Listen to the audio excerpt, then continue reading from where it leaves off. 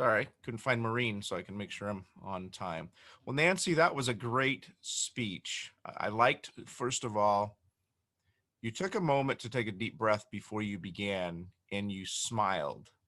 And your smile is very powerful and it communicates a lot. So keep smiling. The topic selection was great, as was mentioned in your introduction. It's very timely and interesting and applicable. And it's a new topic for you, according to what you had emailed me before the meeting, but your interest in the topic showed through. I think you had a very good mix of stats and tips. And a lot of times the objective of this presentation was research. So it wasn't, I was looking as much about the content as anything else, more, more even than the presentation style or anything else.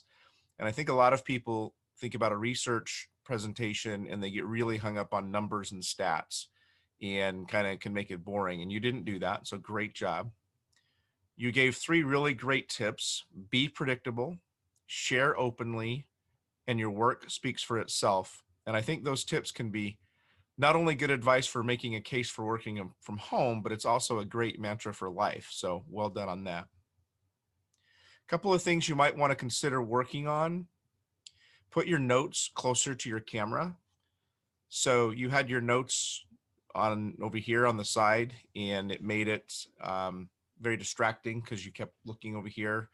Well, you were turning your head, which was distracting, but then you were doing just your eyes because you realized you were turning your head, and that was just as distracting. So put your notes near your camera so you're looking right into your camera, and you can just keep your notes nearby. And probably practice just a bit more so that your more of the content is in your brain and not on paper, so you don't need your notes as much. Some of the areas for improvements to challenge yourself. Again, the objective of this speech was research. So I can tell you did some research and some studying, and you told me you'd done that, but you only gave us one citation of a source of any of your information, and that was Future Forum.